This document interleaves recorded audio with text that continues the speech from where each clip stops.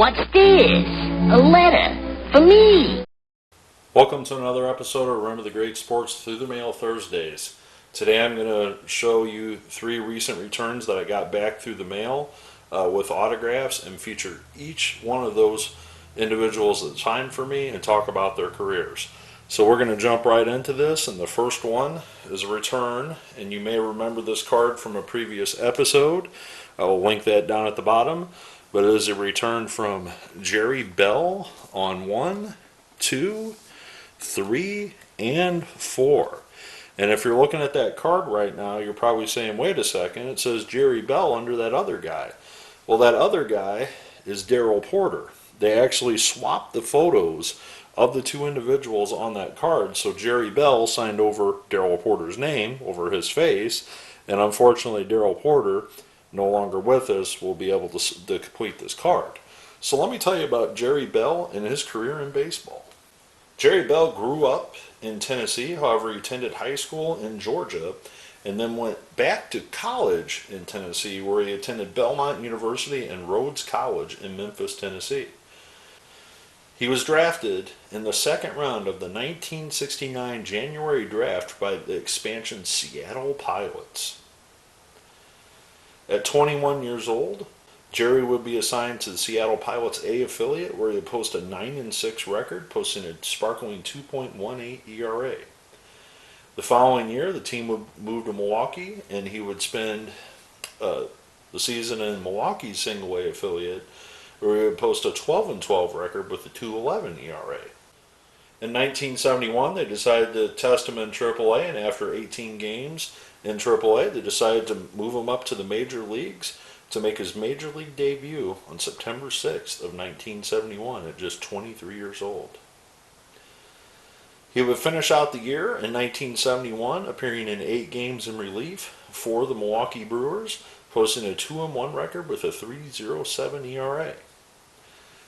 Despite having this solid record, they'd sent him back to AAA, where he would appear in just 5 games, but he would get recalled in 1972 to the Brewers. He would finish the year appearing in 25 games, starting 3 of them, posting a 5-1 record and a 1.66 ERA, which was the lowest ERA on the Brewers that season. 1973, he would make the club out of spring training, and he would be a starter this time, starting 25 games out of 31, posting a 99 record with a 3.97 ERA.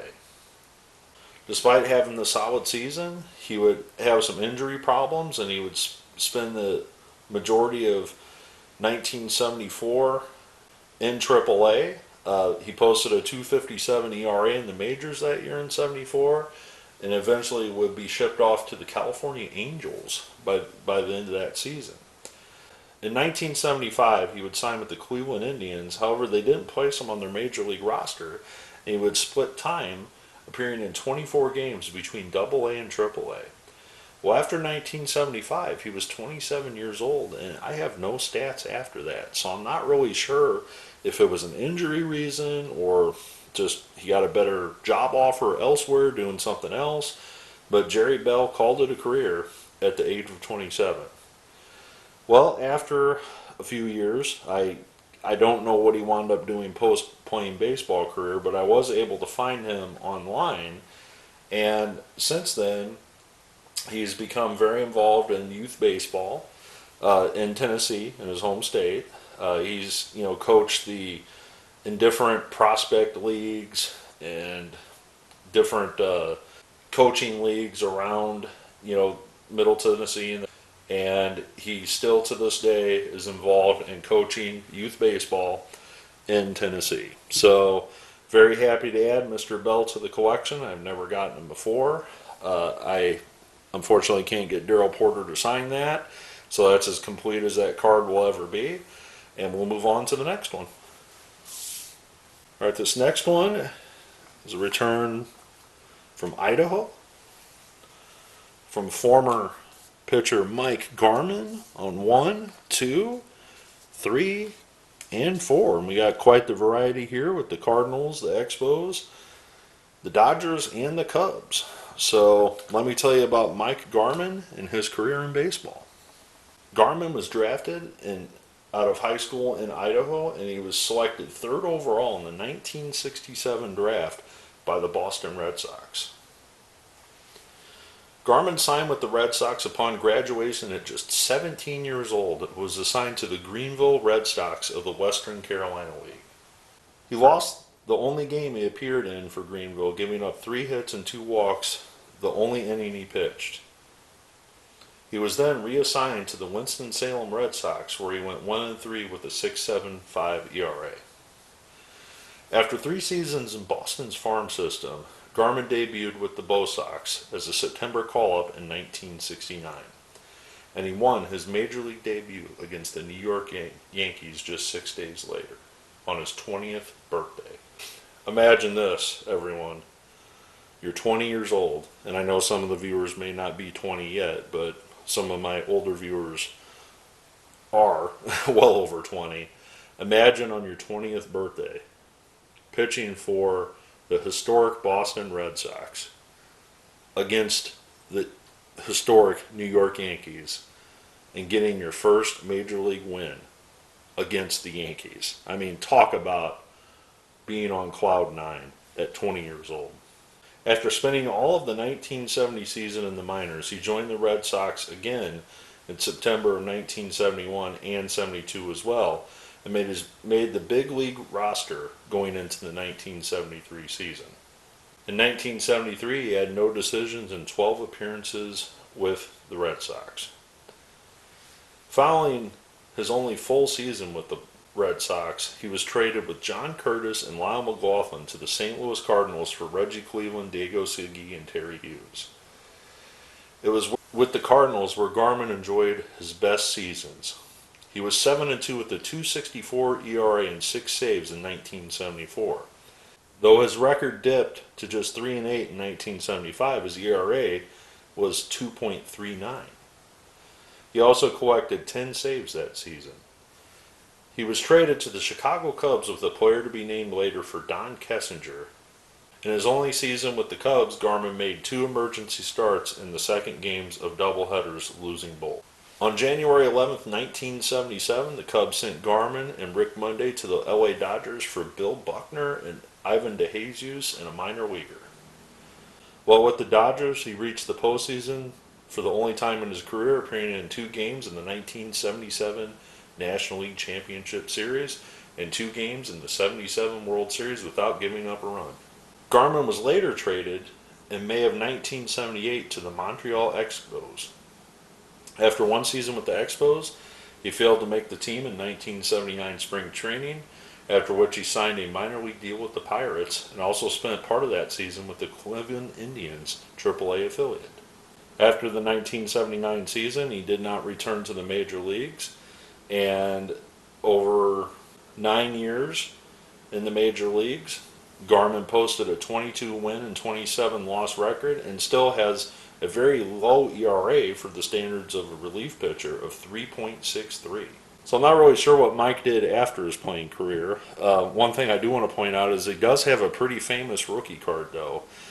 Like Jerry Bell that I just talked about, he has a rookie card with Hall of Famer Carlton Fisk and All-Star Cecil Cooper. So Mike Garman is, again, one of those guys who can say, you know what, my rookie card's worth a lot of money. And the irony of all that is Mike Garman, when that card came out, was the number 3 overall pick in the draft. So he would have been the highly more sought-after rookie on this rookie card. And ironically, how Carlton Fisk would turn around to have a Hall of Fame career and Cecil Cooper an All-Star career, and Mike Garman is the unknown player on the card. So we'll move on to the next autographs. Alright, so this final one, I'm pretty excited to get started. And this is a return from former Kansas City Royal great Steve Busby on 1, 2, 3, and a 4th. And he actually inscribed 2 no-hitters on this card. We're going to talk about those no-hitters here in a second. So let me tell you about Steve Busby and his all-star career in baseball. Steve Busby grew up in California, where he attended high school, then later went on to play college baseball. at the University of Southern California. The Royals would select him in the second round of the 1971 draft, and he would spend his first season in 1971 in the Royal Single A affiliate, where he posted a 4-1 record in 8 games and a .68 ERA. The following year in 1972, the Royals moved him up to AAA, where he responded with a 12-win and 14-loss season and got his call up to the major leagues to make his major league debut on September 8, 1972. In just 5 starts in 1972, he would post a 3-1 record with a 1.58 ERA. In 1973, there was a spot in the rotation for Steve Busby, making the team out of spring training. On April 27th, he pitched his first no-hitter, the first no-hitter in Kansas City history, against the Detroit Tigers at Tiger Stadium with a 3-0 win. With this no-hitter, Busby became the first pitcher to pitch a no-hitter that did not bat in the game, because the American League had adopted the designated hitter rule. Busby would wind up winning 16 games his first full season in the major leagues that year, in 1973. In 1974, Busby enjoyed his best season, winning 22 games, making his first American League All-Star team, but on June 19th, against the Milwaukee Brewers at County Stadium, he pitched his second no-hitter. With this no-hitter, Busby became the first pitcher in Major League history to throw no-hitters in each of his first 2 complete seasons. In 1975, he would have another great season, winning 18 games and making his second All-Star team. Busby had a little bit of control issues early in his career, but his problems returned to a greater degree in 1976 when he was diagnosed with a torn rotator cuff, an injury at the time usually ended a pitcher's career. As a result, Busby became the first baseball player to undergo rotator cuff surgery. So another first for Steve Busby, the first to have rotator cuff surgery, which you see a lot of nowadays about.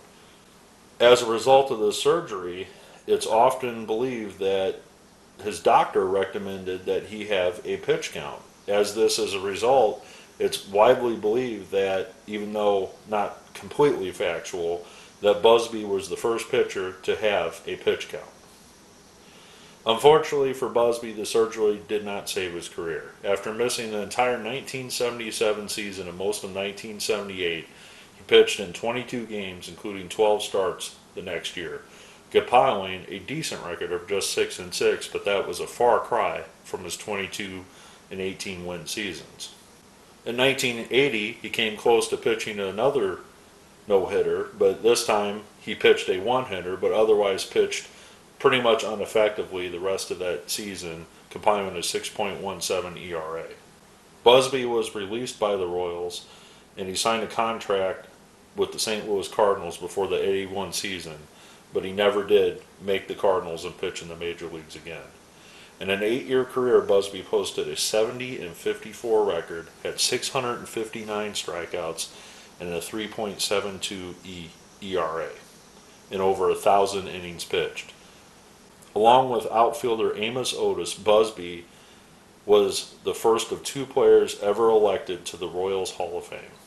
Following the end of his playing career, Busby became a sportscaster for the Texas Rangers. That's where a lot of people may know him from as well. And he has worked as an instructor at a baseball school in Texas as well. Busby will be the announcer for the Texas Rangers all the way through the 2017 season until he finally retired from baseball and now is residing in Texas. So I'm very happy to add Steve Busby to the collection. I actually attended an event not too long ago where he was at in person. However, I got bigger items signed, and I'll share those with you in the future. I think it's awesome that he inscribed the no-hitters. I'm going to look into getting the others to sign this. I know George Medich still signs. Unfortunately, Dick Colpart passed away in 2021. That was before, of course, I had this card. Otherwise, I probably would have started this a lot longer ago. So I will not be able to get Dick Colpart to sign this, unfortunately. However, Doc Medich is a great signer through the mail, so I'll probably hit him up next. I want to thank Mike Garman as well for signing for me. Was a huge prospect back in the day for the Red Sox. I also want to thank Jerry Bell for signing these four for me and signing this card, getting it as complete as it can be. I want to thank you for taking the time for learning about these all-time legends from the 1970s. I look forward to your comments below, and as always, happy collecting.